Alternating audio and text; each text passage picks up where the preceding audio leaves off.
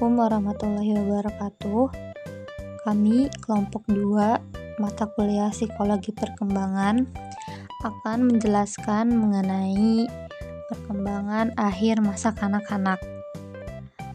Masa akhir kanak-kanak hampir identik dengan masa kanak-kanak prasekolah. Dalam hal perkembangan fisik, psikologis, dan motorik, masa kanak-kanak merupakan kelanjutan dari anak usia dini yang masih dianggap sebagai tahap perkembangan. Adapun perkembangan fisik pada masa akhir kanak-kanak yaitu bentuk tubuh, perkembangan tubuh, kesederhanaan, perbandingan otot, dan juga gigi.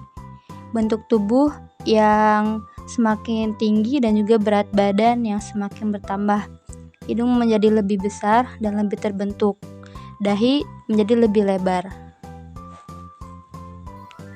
Selanjutnya ada perkembangan kognitif. Pada masa akhir kanak-kanak sekitar usia 6-12 tahun, perkembangan kognitif anak menunjukkan kemajuan signifikan, yaitu selanjutnya ada perkembangan kognitif. Perkembangan kognitif pada masa akhir kanak-kanak umur 7-12 tahun ditandai dengan kemampuan berpikir yang lebih logis dan konkret. Anak-anak mulai memahami konsep konservasi atau jumlah tetap meskipun bentuk berbeda, berpikir lebih terstruktur, dan bisa menyelesaikan masalah dengan cara yang lebih efisien.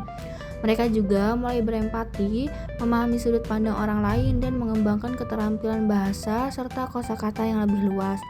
Kemampuan mereka dalam mengingat dan mengatur informasi juga meningkat, mempersiapkan mereka untuk belajar hal baru di sekolah. Semua ini mendukung perkembangan sosial, akademik, dan kreativitas mereka di masa depan. Jadi intinya, masa akhir kanak-kanak adalah periode di mana kemampuan berpikir anak-anak menjadi lebih logis dan matang. Baik, selanjutnya itu ada perkembangan moral. Nah, norma-norma moral yang ada dalam kelompok sosial anak memiliki pengaruh besar terhadap perkembangan kode moral mereka saat memasuki masa remaja. Anak-anak tidak hanya mengikuti pedoman moral dari keluarga, tetapi juga mengadopsi prinsip-prinsip moral dari komunitas mereka. Nah, seiring waktu, kode moral anak-anak berkembang menjadi kode moral remaja. Menurut Hartlog 1980, anak-anak dengan IQ tinggi cenderung memiliki kematangan moral yang lebih baik dibandingkan dengan anak-anak yang memiliki IQ rendah. Nah, pada usia ini, sekolah menjadi sangat penting dalam perkembangan moral anak karena memberikan tantangan yang signifikan. Kohlberg menambahkan 2 fase baru dalam perkembangan moral, yaitu tingkat kepatuhan dan hukuman, yang memperluas tahapan yang sebelumnya diusulkan oleh Piaget. Tanggung jawab orang tua dalam mendukung perkembangan anak di akhir masa kanak-kanak ini berbeda dengan tanggung jawab mereka saat anak masih kecil. Saat ini, guru dan teman sebaya juga berperan penting dalam pertumbuhan anak. Orang tua dan pendidik harus membantu anak membentuk sikap positif terhadap lembaga dan kelompok sosial. Kemampuan anak untuk berinteraksi dengan teman sebaya sangat dipengaruhi oleh pola asuh orang tua, teman-teman. Nah, jika anak tidak diasuh dengan baik, mereka mungkin mengalami kesulitan dalam mengatur emosi yang dapat menyebabkan perasaan tidak berdaya. Ketidakmampuan ini seringkali disebabkan oleh kurangnya rasa cinta dan kepercayaan diri dari orang-orang terdekat. Contohnya itu seperti ibu. Kemudian ada minat anak terhadap agama pada masa akhir kanak-kanak. Nah, minat anak terhadap agama di akhir masa kanak-kanak ini dipengaruhi oleh beberapa faktor, termasuk keluarga, sekolah, dan juga masyarakat. Pertumbuhan kognitif anak juga berperan dalam perkembangan jiwa religius mereka yang dipengaruhi oleh kematangan, bakat, dan pembelajaran. Anak-anak ini memahami konsep keilahian berdasarkan imajinasi, kognisi, dan emosi mereka. Nah, pada usia ini, mereka ini lebih fokus pada nilai-nilai daripada konten, teman-teman. Oleh karena itu, penting untuk memperkenalkan cerita yang menampilkan karakter yang memiliki moral baik. Anak-anak ini dapat diajarkan prinsip-prinsip agama melalui berbagai cara, termasuk pendidikan perilaku, pendidikan agama, dan pendidikan umum. Selanjutnya itu kebahagiaan anak pada masa akhir kanak-kanak.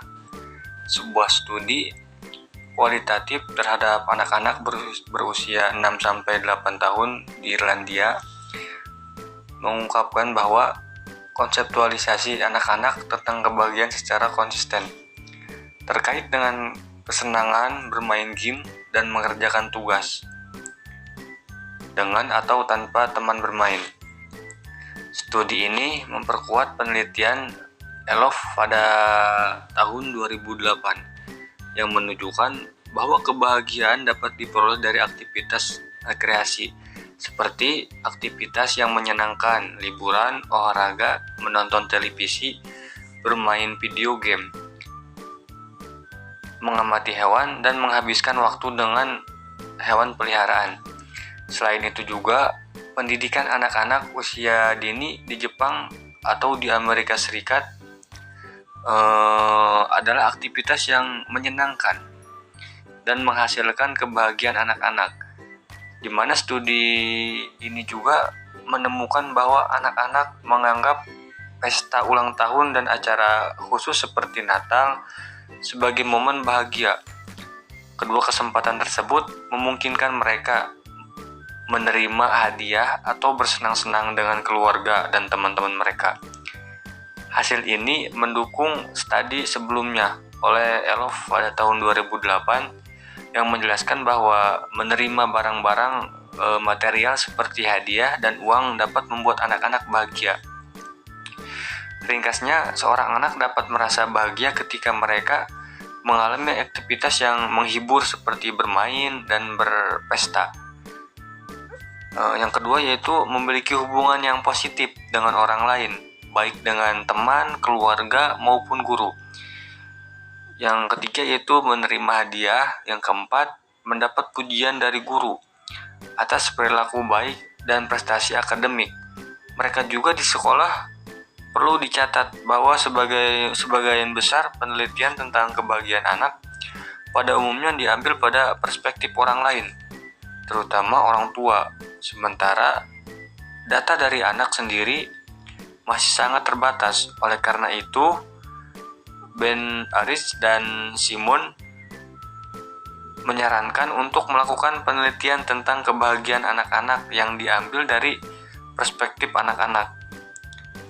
Kesimpulan dari semua materi yang sudah disampaikan, masa kanak-kanak disebut juga sebagai usia berkelompok karena pada masa akhir kanak-kanak ini mereka mempunyai keinginan besar untuk menyesuaikan diri dengan kelompok. Tugas akhir pada masa akhir kanak-kanak ini bukan hanya tanggung jawab bagi mereka, melainkan tanggung jawab orang tua, juga guru dan juga teman sebayanya. Pada masa akhir kanak-kanak ini, anak-anak sudah memiliki kemampuan empati yang sesuai dengan usia mereka. Semakin tua anak, kemampuan mengontrol emosi juga meningkat. Nah, anak-anak pada usia ini harus dijaga dengan baik saat berada di luar rumah dan juga berada di dalam rumah. Mungkin itu materi yang dapat disampaikan oleh kelompok 2.